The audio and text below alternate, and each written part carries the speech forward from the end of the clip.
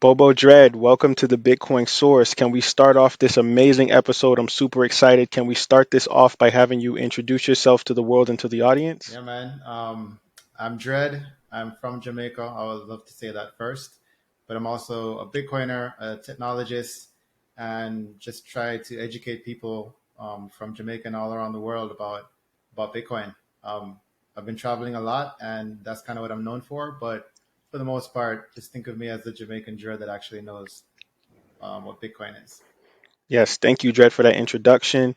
And, I told you this off air, but like I'm super excited to actually speak to you because I've seen you do so many things in the space with Gary Leland, some of the other podcast circuits that you've kind of gone on. And I've listened to your story, and I just think it's so inspirational to see someone that's coming from an international country in the Caribbean be able to orange pill people, teach people about Bitcoin, and kind of educate their community. So I wanted to thank you before we start things off for doing your part in the Bitcoin ecosystem. I appreciate it. No problem, man. I mean, I'm doing just what you're doing, just trying to spread the word. So nothing but love. Yes, sir. So, Dred, the first thing I wanted to ask you was, which is kind of the title of this podcast, which is called the Bitcoin Source. I kind of want to know, where did you source your Bitcoin knowledge? How did you get started? Your humble beginnings, whether that be Jamaica or somewhere else. Like, what kind of got you interested in Bitcoin, and what kind of inspired you to continue to keep learning about it? Yeah, Dadu, I guess you're asking the rabbit hole question, right? Um, so I guess we started off by saying that my entire family is a family of engineers. So I kind of have that first principles thinking just kind of bred into me, which is I'm realizing less and less common than I thought it was.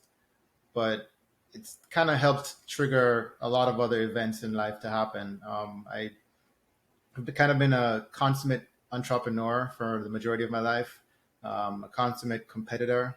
I did track professionally, and then I did technology consulting in the US for 18 to 20 years now. I've been a technology consultant, worked for a couple of big firms, and then started my own firm, a seven-figure firm that I had a boutique firm in California for a couple of years. So I've been in that technology track for a long time. So I guess that's kind of where I stepped into Bitcoin when I saw it. The first time I saw it was in 2013, and it was kind of just play money at the time. People were sending money to Japan, and I was like, nah, I'm good. But then again in 2017, when the price was going up, I was one of those number go up type of guys where I just thought that, oh, maybe this is a way that I can make money, because honestly, even if you're making six figures in the US as a consultant, there are times you can still feel like you're living paycheck to paycheck. That inflation does make you feel like you have to keep on finding different ways to earn money. So, of course, everybody that sees the number going up on some random asset is going to be like, okay, maybe I can get in on that. So, of course, my curiosity led me to buy some, led me to buy some cryptocurrency that wasn't Bitcoin as well. We call it shitcoins. And at first, I was making some profit. I thought I was on top of the world. I figured out something new that most of the world didn't know yet. And then, probably in the beginning of 2018, I lost all of it. And actually, it was in a negative because I leveraged it a little bit. So that was a hard lesson to learn.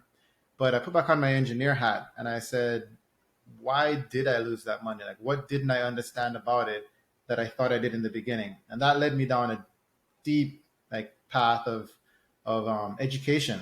Honestly, it felt like I was getting a PhD now in the history of cryptocurrency, going back to the fact that Bitcoin was the first cryptocurrency, and then it led me down a deeper path of understanding why Bitcoin as a currency has almost nothing to do with all the other cryptocurrencies, the digital asset derivatives out there. They're just clones and different things that are trying to mimic what is actually a real cryptocurrency. Once I figured that out, then the knowledge was just fun at that point. I was learning about the Austrian economics about it, the thermodynamics about mining, the game theory about the pricing mechanisms and difficulty adjustments, and then the code, because I'm a technologist. So just watching C++ code be used in this way was amazing to me. So I just went all the way down. I mean, I'm still falling down the rabbit hole, but that's kind of where I realized that now this is not about making money. This is about not just fixing the money, but also enabling freedom for a lot of people that I thought were just stuck and would never be able to get out of the situation that they're in, just because of the way that the geopolitical environment is. Certain people in certain countries have no chance of leaving that country. And now we have a tool that is a globally recognized and unstoppable tool that can help them to either better their life where they are or provide an escape valve where they can leave the country without needing to have anything on them except words in their head. That was mind blowing to me. And from that point forward, I didn't care about the price. I didn't care about, I mean, don't get me wrong, the price is nice, right? When it goes up. But that was no longer my motivation. Now my motivation was learning as much as I could and educating as much as I could to have people use this tool. And now I'm on the path of building as much as I can to help this thing grow into what it can be, because Bitcoin to me is still very nascent. And as it evolves as a monetary asset, I want to be there to make sure that my people, that our people, can benefit as much as possible, and it's not an outsized benefit in one group or another. That was a long answer, but yeah, it's pretty much where I am and how I got here. Perfect, Dread. That answer just kind of solidifies a lot of the stuff that I know about you just from your online presence. But of course, you having that engineering background always makes things a lot easier. And you mentioned something in that conversation, or that answer you just gave, better yet, where you talked about Bitcoin being a tool that goes beyond borders, right? It goes beyond your local community or your state or your province or your parish. And I know that you're a proud Jamaican, and I would love to know, what is the temperature of Bitcoin in Jamaica? For example, what is like a Secure or secure, accessible way for Jamaicans to save money using Bitcoin if there are those options out there right now? I'm glad you asked. I probably shouldn't get too much into what I have going on yet, but I will in a second. But um, in Jamaica, the temperature of Bitcoin is very skeptical still. Just like many other developing nations, when cryptocurrency was first uh, proliferated around the tech spaces, and then even outside of that, in terms of casual investors, a lot of people got scammed. Right, a lot of fake coins and cryptocurrencies that weren't going anywhere were out there on the market being sold for pennies on the dollar, and people thought they were getting good deals, but they ended up losing a lot of money. That happened in Jamaica as well. So a lot of people were very skeptical about even wanting to learn what it is. If you tell them Bitcoin and they hear cryptocurrency, they're like, I'm good. And Jamaica is also known for, well, not Jamaica specifically, but certain parts of Jamaica are known for having groups of people that scam. You've probably heard of the lotto scam um, industry, where people would call and trick older generational people to give them money over the phone. So there's a very high level of skepticism for anything new, honestly, but specifically for technology, because Jamaica is also a little bit behind in terms of how they would use technology on the corporate level, on personal level. We don't have fintech apps per se. There's no such thing as a Cash App or a Venmo in Jamaica. So all of that is new to the average diaspora in Jamaica.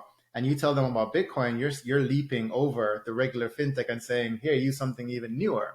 So I would say that it's a very rough environment in terms of talking to people about it.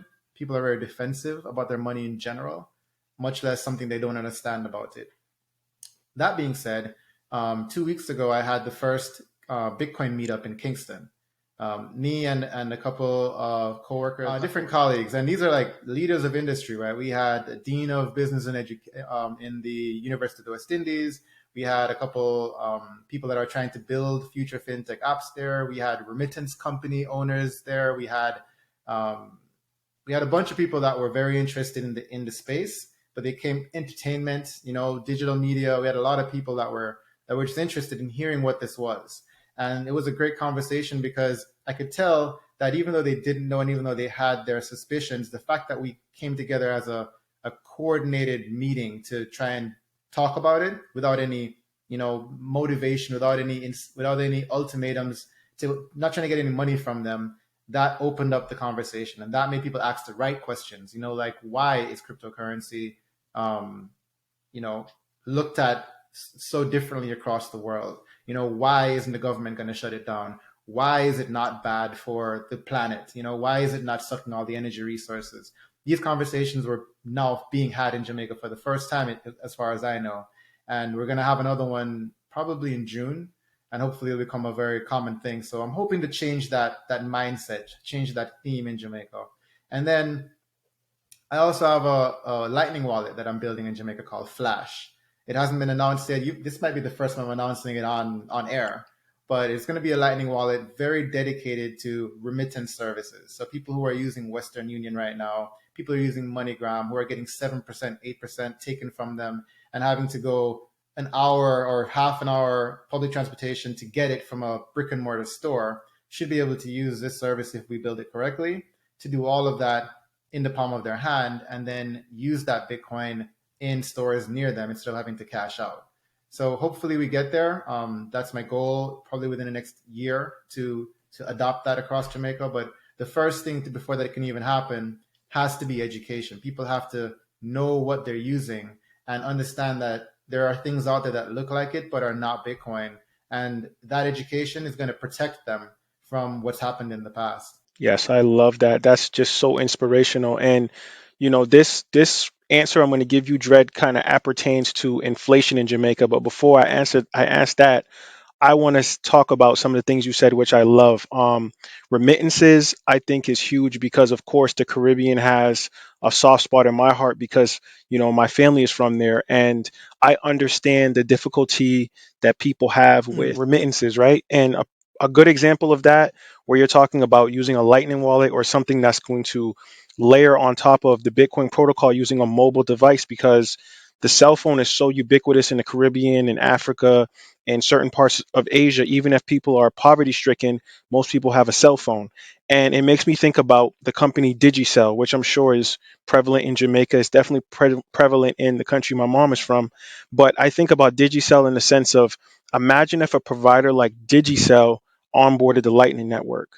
Or with something like Flash, like your product is, trying to bring to market, that would completely change the game, and no longer would we have to worry about, packing a barrel with sugar and rice and sending people powdered milk to the Caribbean. If you live in America, a lot of people from the Caribbean understand the impact that that would have on their friends and family if they could just quickly, with the flash of Cash App or Strike or Flash, for example, send someone $100, which converts into Jamaican money if it's in U.S. currency.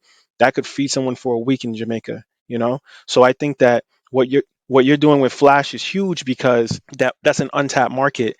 And what I was going to ask you about inflation is, and I don't know if the numbers are right, so don't quote me on this, but I think the inflation in Jamaica is somewhere around 7.8 to 8%, right? Which is crazy, and it's probably not the real price. That's just the price that the government kind of puts out there for people to observe to not make them panic. And I wanted to know, how open is Jamaica to Bitcoin? And do you think that the central bank in Jamaica would even give Bitcoin a thought as far as legal tender? So I guess the first part of that answer is that even though the published rate is around 7 or 8% because they're trying to be on par with the U.S. I lived in Jamaica for 2 years throughout most of COVID, and the real rate is more like 25 to 30%. When you go to the grocery store, that's your inflation rate, right? And my grocery bill went up by 25 to 30% in the things that I was buying, and I wasn't really buying anything super fancy. I was buying chicken, bread, cheese, juices, like things that everybody buys. 25 to 30% is your inflation rate in Jamaica, and that hasn't slowed down. That's only sped up. Has the government thought about it? I mean, there's been, man, this is such a big conversation because on one side there was one point in time where they actually bought some Bitcoin. It was a small amount, and they did it for some kind of experiment. And this was like probably back in 2017 or 18. I don't know if they still have it or not. But the bigger thing is that they are pushing forward on the digital asset path. They are one of the first countries, the first island in the Caribbean, and one of the first countries in the world to launch a CBDC. They piloted the CBDC in 2019 or 2020, and now they've launched the CBDC. They call it Jamdex. Jamaicans might hear them call it Aki coin because the logo looks like a little digital Aki. But and it's cool marketing, it's a marketing gimmick. But essentially, the CBDC is just the digital version of the Jamaican dollar, right? And it's run on one database run by the government, so it's a single point of failure. and the government doesn't have very good track record in terms of keeping people's information safe. If you've heard about the COVID PII hacks that they had during, they had a app you had to download, and if you downloaded the app, you get track and trace, where they make sure that they knew where you're going if you had COVID, but they would take your information, your cell phone number, your home address, your all the different personal details about you, and that database got hacked. So people's information was out there. Now imagine that same government holding on to the keys for your CBDC all in one place. So that's one part. But the other part is that it's just a digital dollar. It's still subject to inflation. So even if you take cash out of people's hands and give them a digital version of it, they still have 25% inflation. So in my opinion, I don't think the government really gets it, either that or it's the innovator's dilemma, right? Because the government is surviving off of inflation. Inflation is what feeds the government into, being able to remain corrupt, being able to remain bloated, and being able to, spend the money that they don't have if they're not collecting taxes in an appropriate manner. So the the government's take on digital currency is just a digital way to keep on getting inflation, and that is the innovator's dilemma. Because if you take away the thing that they're making money on, their business will fail. It's the same thing that happened with BlackBerry, same thing that happened with electric vehicles and traditional cars. If these companies will collapse in on itself if they try to do what the new entrant is doing, what the disruptor is doing. Uber is a good example. Taxis couldn't follow Uber, right? Because that model was just disruptive to the medallion system. When you buy a medallion, for however much money it costs, that's what you use to drive around. But now people can go on their phones and call a Uber without a medallion. The medallion system dies. So it's the same thing with the good Jamaican government. I don't think that they're going to ever openly accept Bitcoin, willingly, I should say. They won't willingly accept Bitcoin because it's taking away the dollars they're making from inflation. I think that they'll be forced to use it eventually when the public accepts it and starts using it on their own. And that's my thesis anyway. And that's what I'm building towards. I'm building towards a grassroots movement where people in Jamaica will realize that holding Bitcoin is better than holding dollars being devalued by inflation and being devalued by there's not just inflation but corruption as well. And once you look at the two and they realize that holding Bitcoin will long term increase the quality of their life, I feel like in over the long term, I'm not talking about short term here. People always think that next week or next month or even next year they'll have some significant change in their life if they start using Bitcoin. No, this is something that you want to have low time preference so that if you start using it with, I'm not just talking about holding it, but using it as well, this will improve your life because you realize that your value is being spent better and you are making better decisions with your money because you don't have to get rid of it so quickly before it inflates on you. That will change their lives over time. And I think when that happens and they start using more of that and less of the Jamaican dollar, the government will have no choice but to try and adopt it and take the losses on no inflation just so they can survive. Yeah, I agree with that thesis. I think that that's super, super accurate. And it kind of makes me really think about how much of a delay people in the Caribbean or the Caribbean diaspora are going to have with a government or governments, I should say that plurally, that can be somewhat pugnacious. And then you have, One Love movement, Rastafarianism, all of these things that are kind of combating this quote unquote proverbial capitalist society that, people have been so indoctrinated by. And by you saying that the government's going to be forced to use it, it's like, how long will that force take? Will it take 20 years, 30 years, when all the other first world countries have already been using digital currencies, blockchain technology? It just makes me think about, my friends and family in the Caribbean that want to have success and want to have financial sovereignty. It just kind of sucks to see that these governments are still not understanding the potential for Bitcoin for not only the local communities in places like Jamaica, but also just the Caribbean as a whole. Yeah, and I would say, first of all, praise be to the Most High. I'm Rastafarian academically, and I really love the message that they send from the music all the way to the chanting. It's always about truth and rights, as they say, truths and rights. And this is the Bitcoiner's message, right? We believe in truth. The blockchain is truth. You can't, it's undeniable what happened 17 blocks ago. You can't change that. And rights, which is private property rights. You know, you can claim that you have the keys to certain Bitcoin and that is yours, your private property, and no one can take it from you. No one can confiscate it. No one can stop you from moving it. No one can inflate it on you or devalue it. You know, these are things that are basically built into not just the Rastafarian, but the majority of the Caribbean culture, right? Where we fight for freedoms. And I'm hoping that that is the direction that we'll take this, because I don't think we can take it a legislative direction in the Caribbean to get anywhere before, to your point, the US or the entire first world gets there first.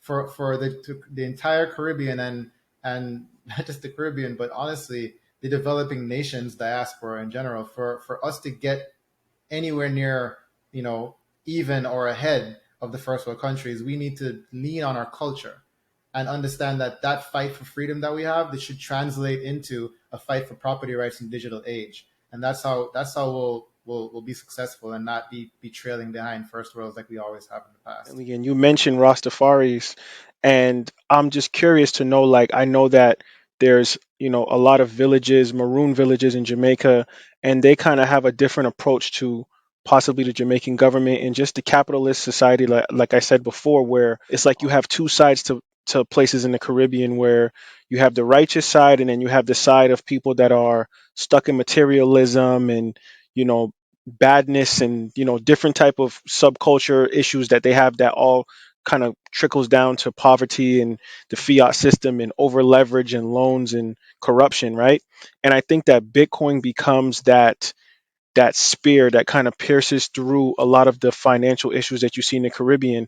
And Dread, I wanted to ask you, like, what is your connection to the Rastafaris on the island, as far as orange pilling them, getting them involved in Bitcoin, kind of intertwining that into their culture? Or are they totally against it and they don't really believe in, digital currencies, and they just want to keep the approach of the lifestyle and the culture that they currently use now?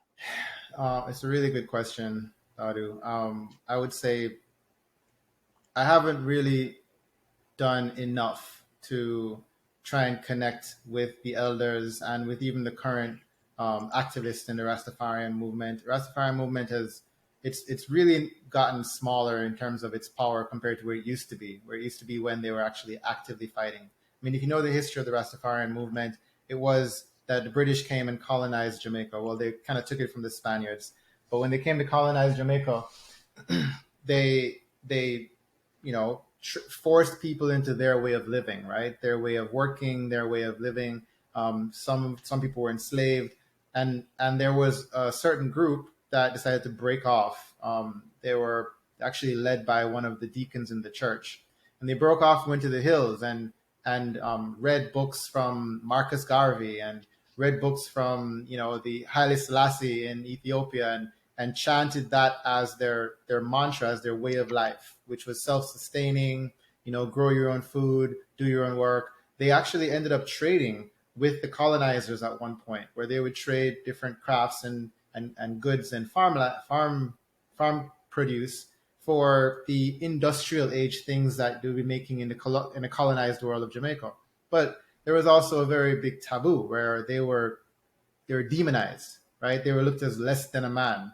If you had dreadlocks like this, people would jeer you, and you could get beaten in the streets if you're in the wrong place. And even up until recently, up until probably less than 5 or 10 years ago, you couldn't go to school without cutting these off in Jamaica because they're British traditional school system, right? So that is very deep in our culture. And there are a lot of divides, to your point, where you have the Maroons, where the Maroons are also self-sufficient and they have their own money. They have a money called the Lumi, which is actually at one point was stronger than the US dollar, because they never inflated it. That should tell you something. They never inflated a dollar. It's stronger than the US dollar, and they're a small town, a small couple villages in Jamaica. And then you have the Rastafarians that have their own different camps that they stayed out of the town, and then they have the I hate calling them colonizers because it sounds so crass, but the rest of the country that went along with the British, and people had better lives in terms of convenience and quality of things that they were getting, but they were pretty much enslaved. They were wage slaves at this point, right? Because now they're working for their money, but they're still working 9 to 5, 9 to 7s, hard work, having to dress right, act right, speak right, do the right things, follow the British laws. And these are all kind of enemies in a certain way on the island. But to your point, Bitcoin is made for enemies. Like this is the thesis, right? Where you have an incentive to have your enemy use this money, and it'll improve your enemy's life, but because it'll also improve your life. It's the one thing that is the grand equalizer. It's the one thing that's the grand equalizer for Bitcoin from a macro geopolitical level, China, Russia, everything going on right now with the BRICS nations, to the towns in Jamaica and across the Caribbean. And that uniting factor is what I really hope that we grasp onto and use our culture to drive that uniting of enemies together. So we don't have to get along, but if we use the same money, we'll all do better off no matter what we believe. And I'm hoping that crosses from the Rastafarians to the Maroons to the normal everyday working man in Jamaica to everybody. And to answer your question directly, I haven't gone to any of the direct leaders in Rastafarianism, but I would love to. I wanted to talk to Muta Baruka. I know that his nephew, me and him were on Clubhouse a lot of times, and we talked about making an interview happen, but it hasn't happened yet. So Muta Baruka, if you're listening, I'd love to have a conversation with you. We can hash this out and tell me what you think. As far as I know, Rastafarians are not against Bitcoin. They are usually against a lot of the westernized technology that seems to be infiltrating culture. Like if it's eroding the culture, then it's not a good thing usually. But they're not against something that can help. So I think it's a good conversation that I would like to have at some point with any elder that's willing to speak with me. Yes, yes, that would be beautiful, man. And I send the highest vibrations out that that your wishes come to fruition, Dread. And I think that what you're doing right now will reverberate throughout space and time. And I think that when people see my podcast and this episode, that they may be some type of call to action there. Someone might see this in Jamaica and say, you know what, let me reach out to Dread and start to build a conversation, an organic conversation about Bitcoin. And I've heard you speak at Bit Block Boom, of course, and you talked about something that I really found profound that I wanted you to kind of expound on, Dread, which was kind of this call to action to Jamaicans, how we mentioned that there's different sectors of Jamaica and Jamaicans in Jamaica. And, the side that people don't want to talk about when you go to Jamaica, you go to a resort, you don't get to see, certain parts of Kingston and the poverty and the crime. And what would be your call to action to those Jamaicans that, have no hope or they don't think that things will ever change in Jamaica and don't know anything about Bitcoin? How do you turn Jamaica from this purported reggae island into Bitcoin island? Yeah, that's a really good question. That's one that's been on my mind for a long time. As you know, I have a podcast too. That's One Love Bitcoin.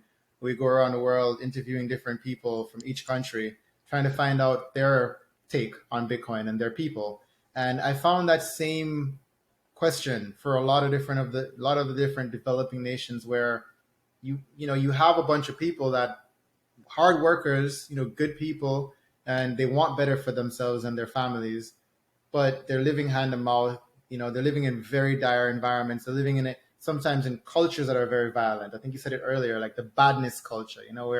Where the badness is what is praised and what is glorified, and to change someone's mindset from that to think about long term investing in your future using a technology you don't understand is a huge leap. And the question still is on my mind. That's kind of why I got into education, to see if I could solve that question. But how do you have somebody that is only thinking about how they're gonna survive for tomorrow, and sometimes they don't even care if they survive for tomorrow as long as they get what they want today? How do you get that person to start caring about their future?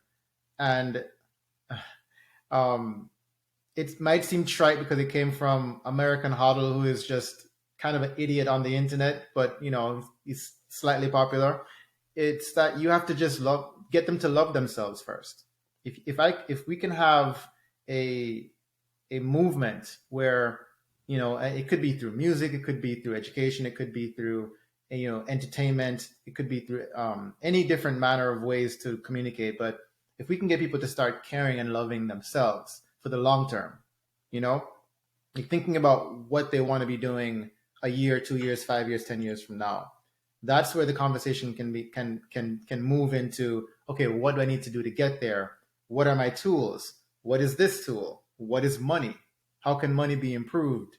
These are the questions that you're only going to ask once they want to love themselves and want to do better for themselves. And that's a hard thing to solve. That's much bigger than just Bitcoin. So, when I think about myself as a freedom activist, that's kind of where I lean into, to say, how can I get people to care about fighting for their freedom? And then Bitcoin is just a tool to help that to happen. And that's where I would go because I go to a lot of, to your point, Rastafarian um, communities. There's Bob Marley Beach down in Wikiwaki. There's Dub Club up in Skyline. When you're driving near Garden Town, there's a different place where you can go, and you'll see a lot of these communities. And the vibes are always good, high vibrations, good vibes, and these people are willing to have these deep conversations, these reasonings about these things. And I like to go there and have these conversations with people and see if we can get the ball rolling. I'm just one person, so I know my limitations, but I would love it if everyone else would continue to have these conversations, because we're not going to get anywhere if we don't talk about it, and if we don't figure out that once we love ourselves and love each other, love is kind of the key. My podcast is called One Love Bitcoin, and it sounds kind of corny sometimes, but it is the deepest truth there is. You love yourself, you love your future self, and you figure out how to take care of your future self. And from that, everything else is just kind of a straight line forward in terms of education, action, and then results. Yes, I couldn't have said that any better, Dred.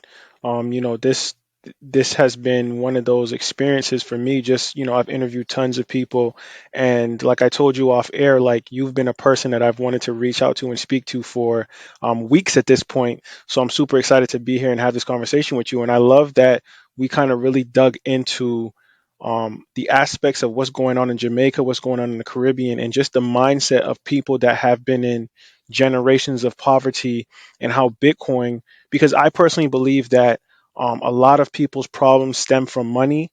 And once people can not worry about paying their bills every day, worrying about how much money they have, I think that that opens them up to love themselves and to have a different thought process, or an enlightening process where if you're not worrying about eating, like you said earlier, and you know you're going to get food every day, you know your light bill is going to be paid, your water bill is going to be paid because of the low time preference, and you kind of thinking beyond 5 days, and you're thinking 10 or 20 years down the road, how something like Bitcoin can really help you, especially in a place like Jamaica where the price points are so inflated. You can just tell that inflation has had a huge impact on the Jamaican dollar, and it's really just kind of corrupted the system where people are paying for things that are super overpriced. I think that Jamaicans listening to this podcast can definitely reach out to you and learn from you about how do we use digital technology to better ourselves from all the trauma and past corruption that we've endured as a people, not only in the diaspora of Caribbean, but in Africa, Europe, America, all over the world.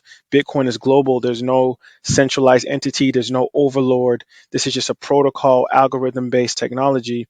And I just think that, what you're doing is super inspirational. And I'm just happy, and I continue to support you in any of your endeavors. I appreciate it, man. I really, really love to hear that, because there's sometimes it feels like it's a lonely road, doing this kind of education and doing this kind of activism, because there's not many people that are doing it. So I really appreciate you and everyone else that's shouting from the rooftops just like I am. Yes, Dred, I appreciate it, man. And this Bitcoin conversation has been awesome.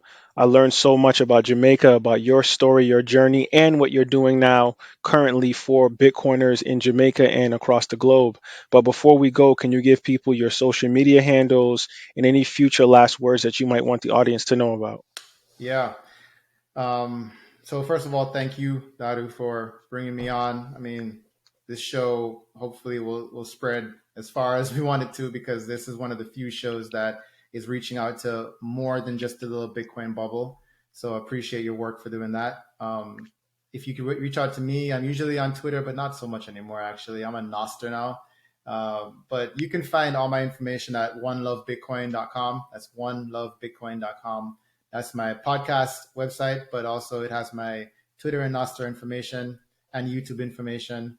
Also, if you're in Jamaica, you can reach out because we have Bitcoin meetups there. It's probably going to be on meetups.com when I publish it, but there's going to be a meetup there every quarter, probably every month later on this year. You can also go to lnflash.me for the Lightning wallet I'm building. So if you're in Jamaica, you can use that too instead of Western Union. And lastly, uh, honestly, I always say different things about how Bitcoin is great and everything, but this time I really want to talk about the Caribbean people, the Jamaican people, the culture that we know, that we love, but it's not really fully understood across the world. There is something special in the Caribbean that it's hard to explain, but if you're there, you feel it. The soca, the carnival, the reggae, the music, the food, the people. Like there are people in Jamaica that just have hearts of gold, and there is a certain, I would call it a certain level of innocence still there, even to this day, even with the advent of the cable and social media and all that stuff that just kind of shoves all these different thoughts in people's heads that weren't there in the beginning. There's still a level of pure goodness across the Caribbean through our culture that hasn't left us. And I want people to harness that goodness, harness that culture that we have in the Caribbean. Take a look at Bitcoin and see how those two are become a superpower. Because I truly believe that if people use the culture that we have and the Bitcoin that Satoshi Nakamoto has created, we could find ourselves being, the next Mecca, the next Singapore, the next place that is just an apex of prosperity, as long as we're able to do the hard things to get there. It's not going to be a short road. It's going to be a hard road, and there might be some dark times, but this is the road we want to take if we want to stop going down the path we are right now with high inflation, high crime, and hopelessness. So, one love. I love you guys all. Praise Jah. And, I, I hope I see you somewhere in Jamaica soon or around the world. Bobo Dread, ladies and gentlemen, thank you for being on the Bitcoin Source, brother. Have a good one. Bless.